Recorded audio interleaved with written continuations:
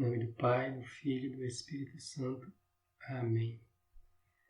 Olá pessoal, sejam bem-vindos ao meu canal e hoje nós vamos ter uma formação para servos de grupo de oração.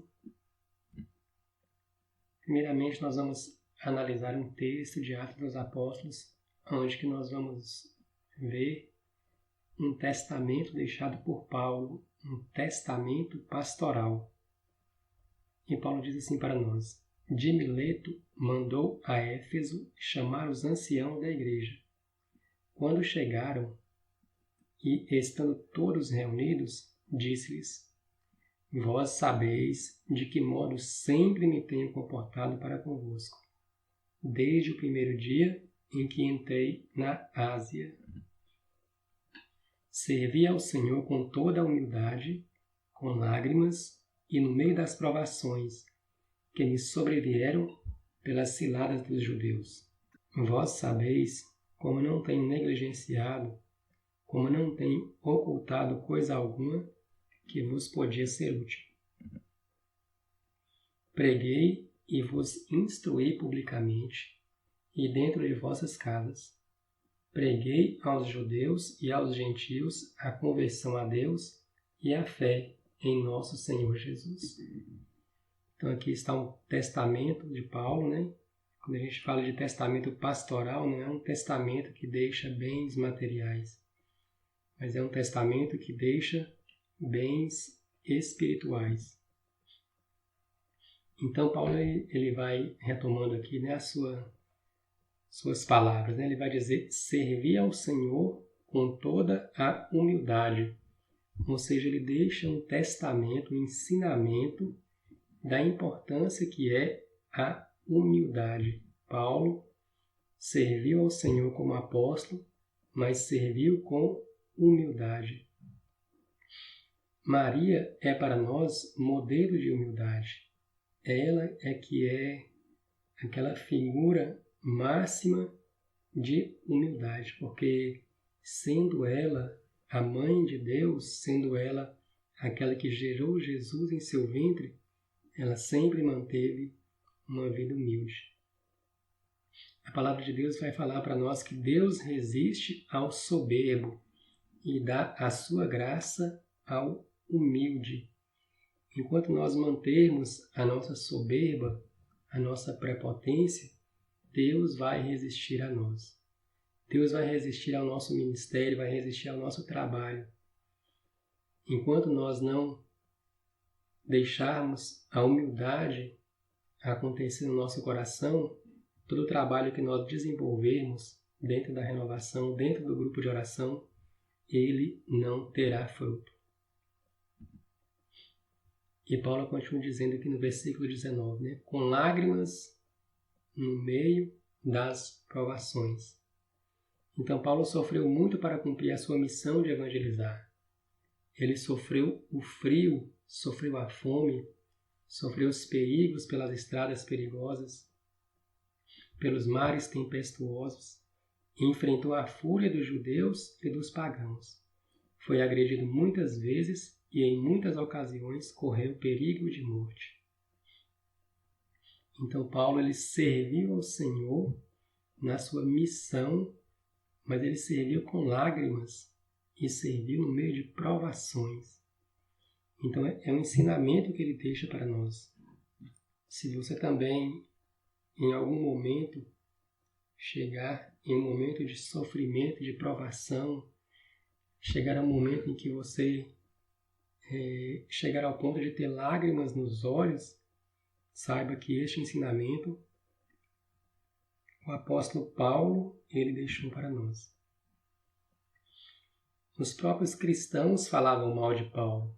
Então aqui, sobre essas provações que ele diz que sofria, né? Quando um inimigo fala mal, quando alguém que não gosta de você fala mal, critica, até que é compreensível, né? Mas no caso de Paulo aqui, eram os próprios cristãos, os próprios irmãos da fé, e muitas vezes aqueles filhos na fé, pessoas que ele evangelizava, comunidades que ele mesmo criava, essas pessoas às vezes falavam mal dele. E nós podemos ver isso aqui na segunda carta de São Paulo aos Coríntios, no capítulo 10, versículo 10. Onde está escrito assim, né? Suas cartas, dizem, são imperativas e fortes, mas quando está presente, a sua pessoa é fraca e a palavra desprezível. Então, suas cartas dizem, quem dizem, né? São os cristãos, né? São aquelas pessoas que Paulo evangelizava. O que eles diziam? Eles diziam que Paulo, nas suas cartas, ele era forte, né? Ele era imperativo, ele era impositivo, mas quando ele estava presente, que ele era fraco e que a palavra de Paulo era desprezível. Então, essas críticas, né, deixavam assim Paulo triste, né, porque eram críticas vindas de pessoas que ele confiava, né? Era como aquela pessoa que apunhala pelas costas. Ensinei tudo o que poderia ser útil a vós. Então, mais um testamento de Paulo aqui no versículo 20. Eu ensinei tudo o que poderia ser útil a vós. Então, uma pessoa que ela tem um conhecimento, um conhecimento aprofundado, ela não passa esse conhecimento, porque esse conhecimento dá a ela um status acima das pessoas que não têm aquele conhecimento. Ou quando passa, é vendido. Então, são cursos, né, que as pessoas fazem, que vendem, e Paulo aqui ele está dizendo que ele ensinou tudo, ele não guardava nada, ele não escondia nada. Ele transferia todo o conhecimento e um conhecimento profundo que ele tinha a respeito das coisas de Deus, de Jesus, das coisas do céu. Ele passou tudo para os cristãos. Paulo não escondeu nada do que ele havia recebido de Cristo às comunidades cristãs para quem ele pregava. Os cristãos que eram responsabilidade de Paulo receberam toda a revelação que Deus concedeu a ele. Agora nós vamos passar para um novo tópico, né? Servos, alicerce do grupo de oração. Então, o que é um alicerce, né? O alicerce é a base, né? É aquela parte da casa que é construída de pedra, de ferro e de cimento, né? É um concreto ali resistente para segurar toda a estrutura da casa. Então, o servo é essa base resistente que sustenta o grupo de oração. O alicerce dos servos é a vivência da palavra de Deus. Então, o servo, para ele ser um sustento para o grupo de oração, ele precisa ser sustentado pela palavra de Deus. Então, em Mateus 16, dos versículos 13 ao 18, está escrito o seguinte: chegando ao território de Cesareia de Filipe, Jesus perguntou aos seus discípulos: no dizer do povo, quem é o Filho do Homem? Responderam: uns dizem que é João Batista, outros Elias, outros Jeremias, ou um dos profetas. Disse-lhe Jesus: e vós, quem dizeis que eu sou? Simão Pedro respondeu: tu és o Cristo, o Filho de Deus vivo. Jesus então lhe disse: feliz és, Simão, filho de Jonas, porque não foi a carne nem o sangue que te revelou isso, mas meu Pai que está nos céus. E eu te declaro, tu és Pedro, e sobre esta pedra edificarei a minha igreja. As portas do inferno não prevalecerão contra ela. Então, quem é Pedro, né? A palavra Pedro lembra a palavra pedra, né? Rocha. Então, primeiramente, Pedro, ele é a rocha que sustenta a igreja. E não é algo estranho dizer que Pedro sustenta a igreja, porque foi Jesus quem disse: sobre ti eu edificarei a minha igreja. Jesus escolheu Pedro como pedra, como rocha, para sobre Pedro edificar a sua igreja. A virtude de Pedro é ter fé em Jesus, e esta fé vem de Deus. Então, Pedro, ele é a rocha que sustenta a igreja. Os servos são o alicerce que sustentam o grupo de oração. Pedro pode sustentar a igreja porque ele tem fé em Jesus. Os servos, para sustentarem o grupo de oração, eles precisam ter fé em Jesus. A minha virtude é a fé em Jesus. Então, quem tem fé em Jesus pode ser rocha, pode ser alicerce. A fé de Pedro não é intelectual, mas é fé de coração. A fé de Pedro vem da vivência com Jesus. Então, para sermos rocha, sermos alicerce, nós precisamos também ter, assim como Pedro, uma vivência com Jesus. Conhecemos Jesus pela oração e pela comunhão. Então, conhecer Jesus pode ser pela oração e pode ser através da comunhão, da Eucaristia, da participação na Santa Missa. Aprendamos com Pedro a conhecer Jesus através da oração. Então vamos ver como é que Pedro teve esse contato íntimo com Jesus através da oração. A primeira oração de Pedro é a oração de escuta. Então, em Mateus 4, 18 e 19, está escrito assim: caminhando ao longo do mar da Galileia, viu 2 irmãos, Simão, chamado Pedro, e André, seu irmão, que lançavam as redes ao mar, pois eram pescadores. Disse-lhes: vinde após mim, e vos farei pescadores de homens. Então Pedro ouviu o chamado de Cristo. A segunda oração de Pedro é a ação. Então, aí na mesma passagem, continuando no versículo 20, está escrito assim: na mesma hora, abandonaram suas redes e o seguiram.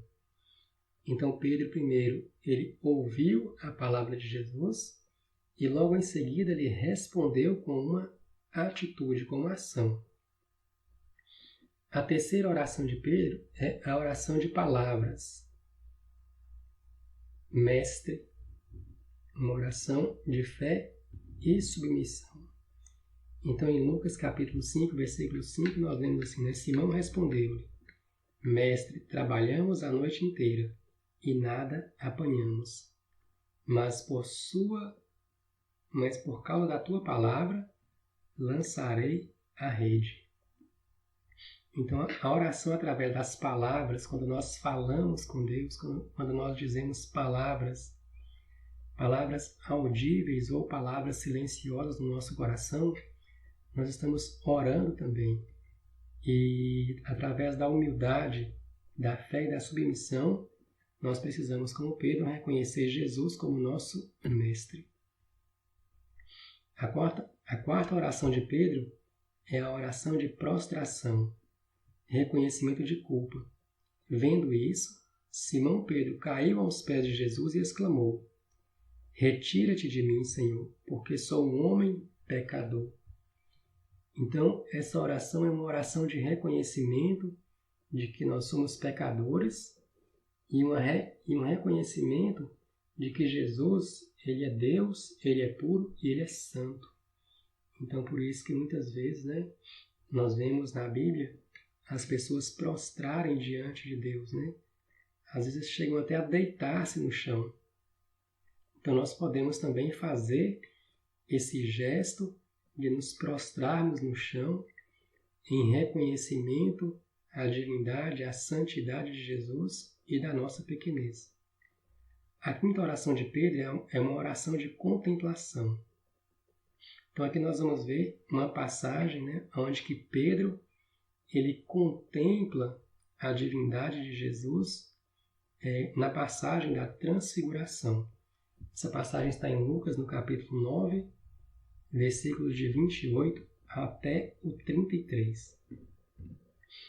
Então nós lemos o seguinte: passados uns 8 dias, Jesus tomou consigo Pedro, Tiago e João e subiu ao monte para orar. Enquanto orava, transformou-se o seu rosto e as suas vestes tornaram-se resplandecentes de brancura. E eis que falavam com ele 2 personagens. Eram Moisés e Elias, que apareceram envoltos em glória, e falavam da morte dele, que se havia de cumprir em Jerusalém. Entretanto, Pedro e seus companheiros tinham se deixado vencer pelo sono. Ao despertarem, viram a glória de Jesus e os 2 personagens em sua companhia. Quando estes se apartaram de Jesus, Pedro disse: Mestre, é bom estarmos aqui. Podemos levantar 3 tendas, uma para ti, outra para Moisés e outra para Elias. Ele não sabia o que dizia. Então, Pedro, extasiado, contemplando a glória de Jesus Cristo transfigurado, irradiando a sua glória. Então, nós temos aqui mais um tipo de oração que Pedro realizou, que é a oração de rendição. Respondeu-lhe Simão, Pedro: Senhor, a quem iríamos nós? Tu tens palavra de vida eterna. Está em João capítulo 6, versículo 68. Pedro reconhecendo diante de Jesus, para onde que nós podemos ir? Para onde nós vamos fugir? Para onde nós vamos escapar? Se só tu tens palavras de vida eterna. Ou seja, tu és Deus e nós só podemos nos refugiar em ti. Então nós podemos ter esse contato com Jesus através da oração e podemos ter esse contato com Jesus através da Santa Missa. Na Santa Missa encontramos a palavra eterna de Deus, que é Jesus. Ele se encontra na Escritura e na Eucaristia. Então, na Santa Missa nós nos encontramos com Jesus através da Sagrada Escritura, que é a própria pessoa de Jesus, e nós encontramos Jesus na Eucaristia, que é onde que nós entramos na comunhão máxima com Deus, que é onde que nós entramos em comunhão com o seu corpo, sangue, alma e divindade. Não podemos dizer que a palavra de Deus é dura. Muitos dos seus discípulos, ouvindo, disseram: isto é muito duro. Quem o pode admitir? Então essa passagem está quando Jesus ele diz para os discípulos que eles teriam que comer o seu corpo e beber o seu sangue. Então muitos discípulos duvidaram de Jesus, E eles chamaram Jesus de louco, Quem pode fazer isso? Comer da sua carne e beber do seu sangue. Mas Pedro, ele reconheceu que a palavra de Jesus era uma palavra eterna, que tudo que Jesus falava era verdade e que nós não podemos fugir da sua palavra. Agora nós vamos passar para um novo tópico, onde nós vamos falar sobre os servos do grupo de oração. Nós já dissemos que os servos, eles são ali o alicerce do grupo de oração e que eles têm que estar firmados na palavra de Deus, eles têm que estar firmados na oração, têm que estar firmados na Eucaristia. A equipe de servos do grupo de oração é o coração, enquanto que o grupo é o corpo. A equipe deve bombear o sangue para o grupo, gerando nele vida. Então, os servos do grupo de oração são aquele núcleo que gera vida para o restante do grupo. Então, aqui está comparando com o coração.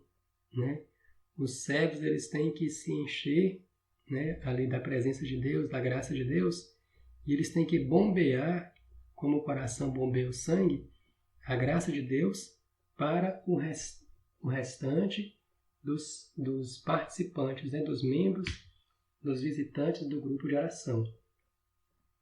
Venenos do grupo de oração: divisão, falar mal, fazer panelinha e mágoas. Então, os servos, quando eles têm essa experiência negativa, de estarem divididos, né, de estarem um com a cara virada para o outro, né, de falar mal do outro servo, de gerar no seu coração mágoas e ressentimentos, isso é como que um veneno, né, ali dentro da equipe de servos. E como nós vimos, né, a equipe de servos, eles bombeiam, assim como o coração, a graça de Deus para os outros membros. Mas se esse coração ele estiver envenenado, ele pode sim bombear veneno para os outros membros do grupo. E isso aí pode acabar, né, esfriando, enfraquecendo o grupo de oração, podendo até mesmo matar o grupo de oração, né, acabar com o grupo de oração. Os servos devem exercer os carismas. Então, os servos eles têm que procurar, buscar, exercer os carismas, aqueles 9 carismas lá que São Paulo vai dizer na carta dele, né? Os carismas são armas de poder. Então, a gente pode comparar os carismas com armas, né? Se um soldado vai para a guerra, né, e ele não leva a sua arma, então ele facilmente será vencido. Então, os carismas são armas, né? São armas poderosas, né? Armas de poder, que quando o soldado ele vai para a guerra, que ele vai armado com essas armas, então Deus concede a vitória. E nós podemos ler aqui mais uma passagem, né, da segunda carta de São Paulo aos Coríntios, no capítulo 10, versículos 3 e 4. Está escrito assim, né? Porque ainda que vivamos na carne, não militamos segundo a carne. Não são carnais as armas com que lutamos. São poderosas em Deus, capazes de arrasar fortificações. Então, ou seja, embora nós sejamos homens de carne e osso, as armas com as quais nós lutamos são armas espirituais, são dons divinos, e estes dons são poderosos, capazes de arrasar fortificações. E algumas dicas, né, para os servos do grupo de oração. A música deve estar em função da oração. Então, por que tem essa dica aqui? Porque muitas vezes o Ministério de Música ele quer tocar a música que ele gosta, né? A música que lhe agrada. Então, a música não pode estar em função do gosto do Ministério de Música ou do cantor do Ministério de Música.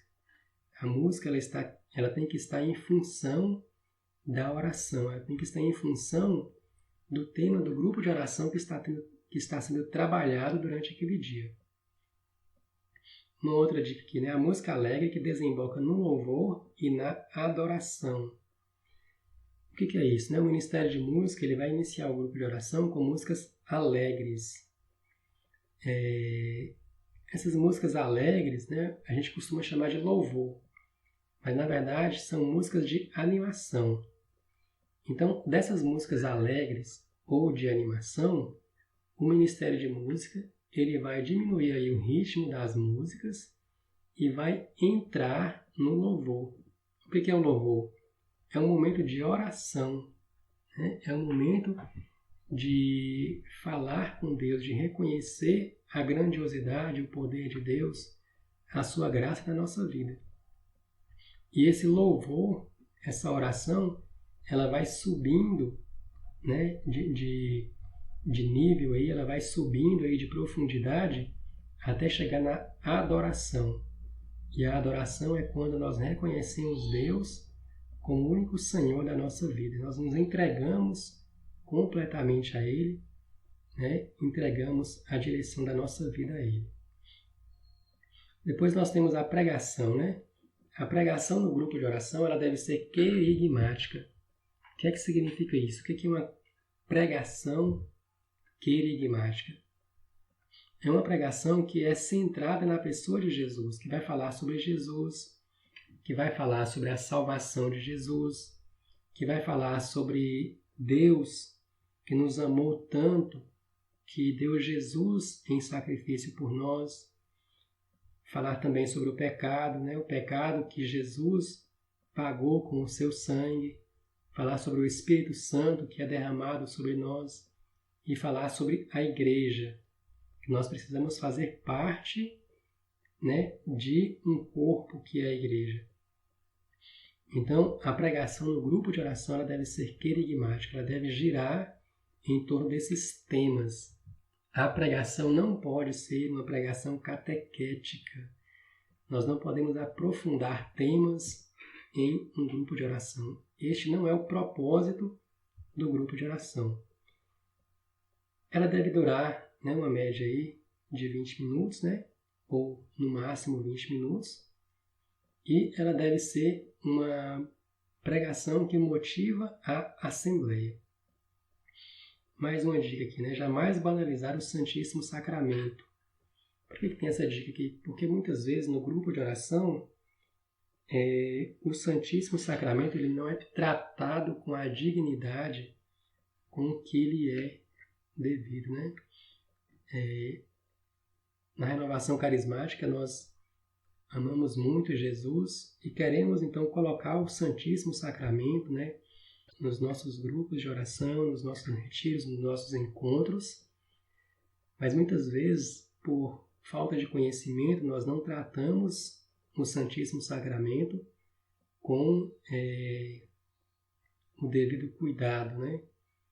Porque o Santíssimo Sacramento é o próprio Deus ali, né, nas espécies do pão e também do vinho, mas no caso a gente usa mais, né, a hóstia, que é a espécie do pão, e nós precisamos entender, conhecer as maneiras de tratar Jesus no Santíssimo Sacramento. E uma outra dica aqui, né, que está escrito assim: ir sempre bem vestidos para o grupo de oração. Então, nós precisamos, através das nossas roupas, né, mostrar que o grupo de oração é algo importante, né, que Deus está presente ali e que por isso ele é importante e que por isso nós nos apresentamos bem vestidos, né, ou bem apresentáveis diante de Deus, e as pessoas vão perceber através das nossas roupas que o grupo de oração é importante. Também, olhando por outro lado, né, lembrar que no grupo de oração não se pode de forma alguma ir com roupas curtas, né, saia curta, vestido curto, blusa mostrando a barriga, os homens também, né, de bermuda, roupa apertada demais, chinelo, né, então mostrando partes do corpo. Então, no grupo de oração nós devemos ir bem vestidos, e bem vestidos também significa cobrir o nosso corpo. Este testamento que nós vimos, né, o testamento de Paulo e o testamento também de Pedro, os ensinamentos que ele deixa para nós, é uma formação para que nós possamos aprimorar a nossa vida, o nosso serviço para com Deus no grupo de oração. Então, aproveite bastante, volte aí o vídeo com mais calma, veja os detalhes, né, e coloque essas dicas aí na sua vida para você melhorar a sua vida espiritualmente e para você também melhorar o seu grupo de oração, a atuação do seu grupo de oração, a eficácia do seu grupo de oração na vida das pessoas. Se você gostou desse vídeo, né, se você chegou até aqui, eu peço para você curtir aí o vídeo e se inscrever no canal e compartilhar esse vídeo aí com outras pessoas para que a palavra de Deus ela possa chegar mais longe, para que os nossos grupos de oração possam ser fortalecidos. Ok? Então, até a próxima. Fiquem com Deus.